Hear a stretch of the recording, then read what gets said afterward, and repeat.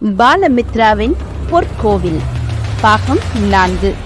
தங்களுடைய நாட்டு அரசனை காப்பாத்துறதுக்காக ரொம்ப ஆபத்து நிறைந்த பொற்கோவில்ல இருந்து மந்திர புஷ்பத்தை எடுத்துட்டு வர்றதுக்காக இந்திரன் குழுவில இருந்து தப்பிய மகடபதியும் கேசரியும் ராஜசேகரும் நித்யாவும் அன்னைக்கு ஒரு மரத்தடியில ஓய்வெடுத்துட்டு இருக்காங்க. அப்ப கண் விழித்து கொண்ட நித்யா கேசரியிட தாகத்திற்கு தண்ணி வேணும் அப்படின்னு கேக்குறா. கேசரி தண்ணீர் கொண்டு வர்றதுக்காக எழுந்து செல்றான். அவன் அங்க மகேந்திரன் குழுவால கொல்லப்படுறான். இனி என்ன நடக்குதுன்னு பாப்போமா? இதோட முற்கதை ரொம்ப விறுவிறுப்பாகவும் சுவாரஸ்யமாகவும் திருப்பங்கள் நிறைந்ததாகவும் இருக்கும். அதனால இந்த கதையை கேட்டுட்டு அதையும் கேளுங்க. அப்பதான் உங்களுக்கு இந்த இடத்துல என்ன நடக்குது அப்படின்றது தெளிவா புரியும். வாங்க கதைக்குள்ள போகலாம். தண்ணீர் கொண்டு வர சென்ற கேசரி நீண்ட நேரமாகியும் வரல. அதனால நித்யாவுக்கு சந்தேகம், ஒரே கவலை. ராஜசேகரையும் மகுடபதியும் எழுப்பி செய்தியை கூறுறா. அவங்க திடுக்கிடுறாங்க. நித்யாவை அழைச்சிக்கிட்டு கேசரியை தேடி புறப்படுறாங்க. அவங்களோட பின்னால வந்து கொண்டிருந்த நித்யாவோட தலை மீது ஏதோ மோத அவள் பயத்தோட அலறினாள். முன்னால் போய் கொண்டிருந்த ராஜசேகரும் மகுடபதியும் அவளோட அலறல் சத்தத்தை கேட்டு ஓடி வந்தாங்க. நித்யாவோட தலையில் மோதியது மரக்கிளையில் கட்டி குத்தங்க விடப்பட்ட ஒரு பிணம். அது கேசரியின் பிணம். அண்ணா, உனக்கா இந்த கதி என்று அழுதாள் நித்யா.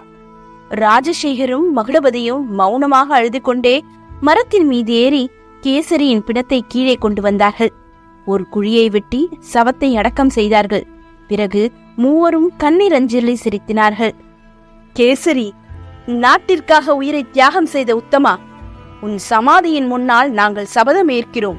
நாட்டு துரோகிகளை பூண்டோடு ஒழித்து மன்னரை காப்பாற்றுவோம், இது சத்தியம் என்று அவர்கள் உணர்வு பொங்க உறுதிமொழி எடுத்துக்கொண்டு அங்கிருந்து கிளம்பினார்கள். மகுடபதி, அடுத்து நம் திட்டம் என்ன என்று கேட்டான் ராஜசேகர். நமக்கு இருப்பது ஒரே ஒரு திட்டம்தான். மன்னரை காப்பாற்ற வேண்டும் என்பதுதான் அந்த திட்டம். அதற்காக நாம் பொற்கோயிலுக்கு போக வேண்டும். ஆனால் பொற்கோயில் எங்கே இருக்கிறது என்பது நமக்கு தெரியாது. அதற்காக நாம் தயங்கோம், அஞ்சோம்.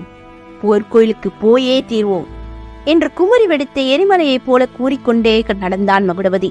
அவர்கள் சிறிது தூரம் சென்றதும் சில குடிசைகள் தென்பட்டன. எல்லா குடிசைகளுமே இருளில் மூழ்கி கிடந்தன. ஆனால் பெரிதாக இருந்த ஒரு குடிசையில் மட்டும் விளக்கு எரிந்து கொண்டு இருந்தது.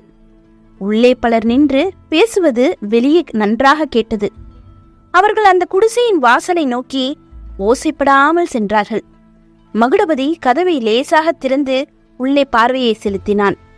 அங்கே பல காட்டுவாசிகளும் அவர்கள் நடுவில் ஜாஸ்மினும் மனித நற்கனும் நின்று கொண்டிருந்தார்கள்.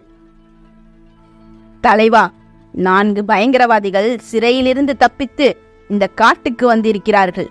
அவர்களில் ஒருவனை நாங்கள் கொன்றுவிட்டோம். மற்ற மூவரை நீ தேடி பிடித்துக் கொள்ள வேண்டும் என்றாள் ஜாஸ்மின். அம்மா, நாங்கள் எங்கள் எதிரிகளைத்தான் கொள்வோமே தவிர மற்றவர்களை கொள்வது இல்லை என்றான் தலைவன். நீ அவர்களை பிடித்துக் கொடு, நாங்கள் அவர்களை கொள்கிறோம் என்றாள் ஜாஸ்மின். அப்படியானால் சரி. அவர்கள் எப்படி இருப்பார்கள்? அவர்கள் பெரிய இடத்து பிள்ளைகள் போல காணப்படுவார்கள். மூவரில் ஒரு பெண் என்றாள் ஜாஸ்மின். இவ்வளவு போதும். நீங்கள் இருவரும் இந்த குடிசைக்குள் ஓய்வெடுத்துக் கொண்டு தங்குங்கள்.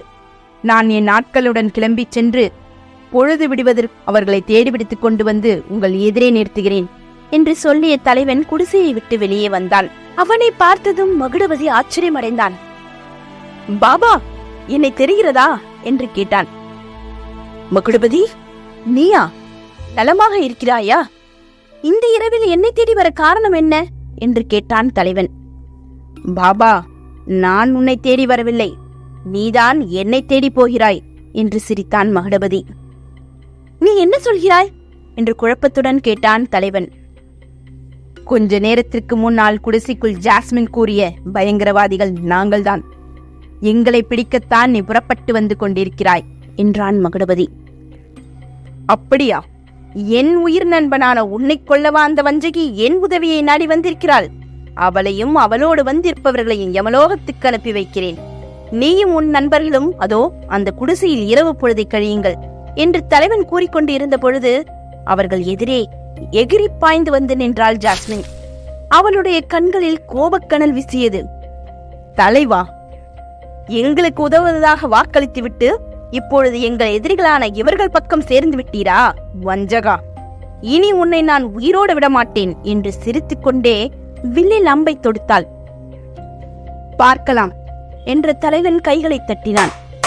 தலைவா, கைத்தட்டி அழைக்கிறாயா உன் நாட்களை? அவர்கள் வரமாட்டார்கள். ஏனென்றால் அவர்களால் வர முடியாது. எங்களுடைய மனித அரக்கன் அவர்களை அப்பொழுதே சிறைப்படுத்தி விட்டான். இனிக்கு உனக்கு உதவ யாரும் இல்லை. முதலில் என் அம்புக்கு நீ, பிறகு அவர்கள். சும்மா பூச்சி காட்டாதே. அந்த நால்வரை தவிர என் ஆணைப்படி நடக்க இங்கே 40 காட்டுவாசிகள் இருக்கிறார்கள்.